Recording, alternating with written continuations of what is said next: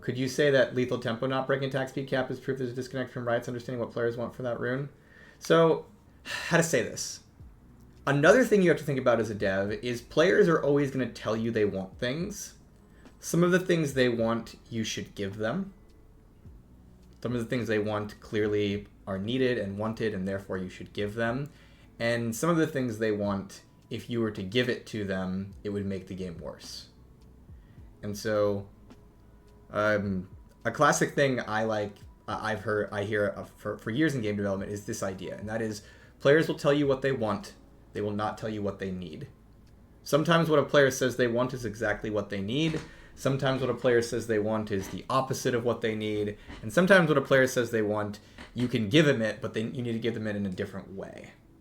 Right? And so, lethal tempo, yes, a lot of people want to break the attack speed cap. The problem is the attack speed cap exists for a reason.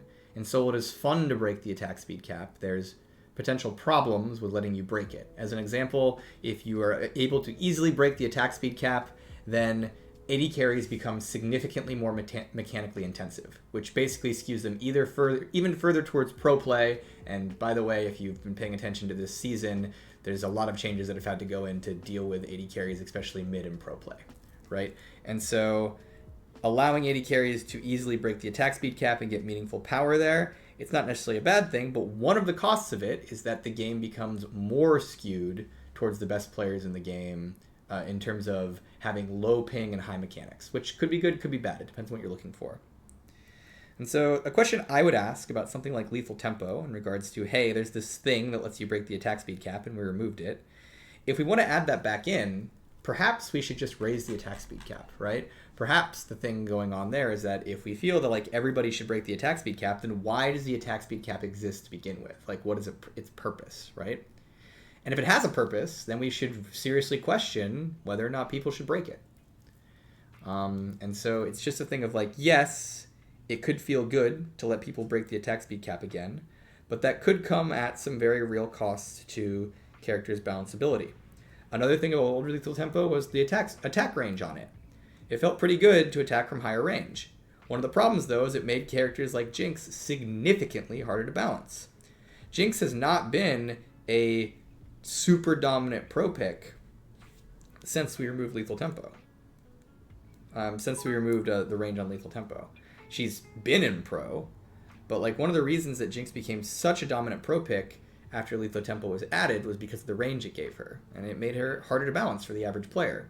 And so we went through periods of time where JINX would have to be a significantly lower win rate for the average player. And so the question then is like, maybe that's a good thing. Maybe that's totally fine. Maybe we should give players more range, but that is tilted towards a certain way to play the game. But yeah, so just lots of things to consider. What does the team do about champs that have strayed from their champs theme, such as RHAAST being a drain tank, not building lethality and not healing as much? Depends on what the team's like goals are. Like one of the reasons RHAAST over the years didn't heal as much is because we nerfed his healing to the point of it was being starting to be non-functional, right? So that was kind of on us, I would argue. And when we do that, it's like we need to ask the question as a dev of like, hey, have you moved a character away from their intended functionality? Either A, move them back, right? Rebuff the things that were lost and then find other places to take power away. Or B, find new intended functionality if you feel like the movement was correct. And so in Ross's case, we added, ratios to his healing based on his bonus health and stuff to give him more of a drain tanking fantasy when he's building Bruiser. But yeah, basically as you make a game and you do changes to it, characters can drift from what they were intended. And I don't think it's smart to just say you must always go back to what was intended. I think a lot of players will kind of like come in with that opinion. They're like, you shipped this character as a top laner, therefore it should be a top laner forever, and if it's ever not a top laner, you need to fix it so it's a top laner. Or, in a lot of games, there's like movement paradigms that are completely unintended by the devs, right? It's like, we didn't intend players to be able to double jump in that way with that bugged input. And the default assumption is always like, hey, you should just revert it to what's intended. But sometimes as a dev, your intent in the long run is not as good as what happened. what became of the game. And so whenever a game has emergent things that diverge from your intent as a dev, you always want to ask the question, is it better?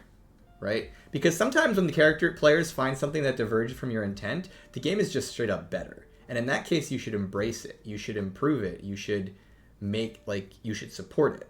And then, of course, sometimes when things diverge from your intent as a dev, they actively make the game worse. And in that case, that's when you want to pull it back and bring it back to what it was.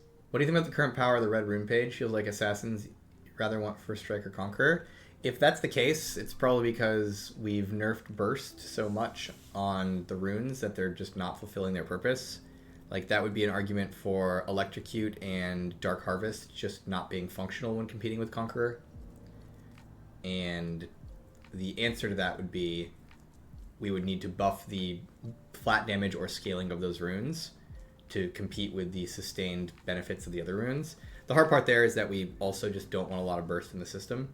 So, like, we got here very deliberately. Again, though, I don't know if it's actually true that assassins aren't taking Electrocute. I would, like, double check that. But if assassins aren't taking Electrocute, it's probably just because it can't compete with the sustained damage value of these other runes. Why does MORDE ult resist cleanses like GP Orange, Scimitar, but Lily ult and Malzahar ult don't have the same resistance? MORDE ult is not crowd control anymore, is the answer.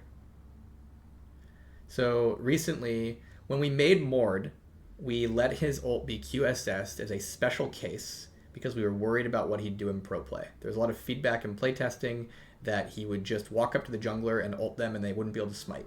And so he would be totally pro skewed and we'd have to just balance him around pro play. And so we made MORDE's ultimate a QSSable. But at the end of the day, there's a very, very strong argument for the fact that MORDE ult is not crowd control. MORDE ult is he teleports you to another arena. Kind of like Jarvan ult.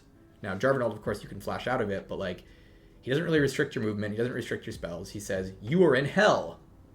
Welcome to hell. We're in hell now, and we're fighting here. And so there's a very strong argument that MORDE's ult is not crowd control. So in a recent patch, we made it so you couldn't QSS it again. You couldn't QSS it because it's not really crowd control. So there you go. I find healing stats on items make you think more than damage on items. It can. So like one of the reasons that we show you the stats on the Grievous Wounds items, in League of Legends there's items that reduce the healing of opponents, is it's really important to understand if you're getting anything out of those items. And so if you buy a Grievous Wounds item and you come out of a team fight and it reduced 10 healing, you're like, oh, that wasn't very good. Or if you come out of a team fight and it reduces 1,000 healing, you're like, oh, dang, that was actually a really good pickup, right? And so it's actually kind of unclear how much a Grievous Wounds item reduces. And so by having that tracker on that item, it like can really help you like figure out what you're doing in those cases. But other things like, you know, say Red Smite, when you smite someone with Red Smite, well, it would be nice to know what damage it does. Like, I'm not saying that's not a nice thing to know. At the end of the day, you're probably just going to keep smiting people with Red Smite because, you know, that's the whole point of the spell.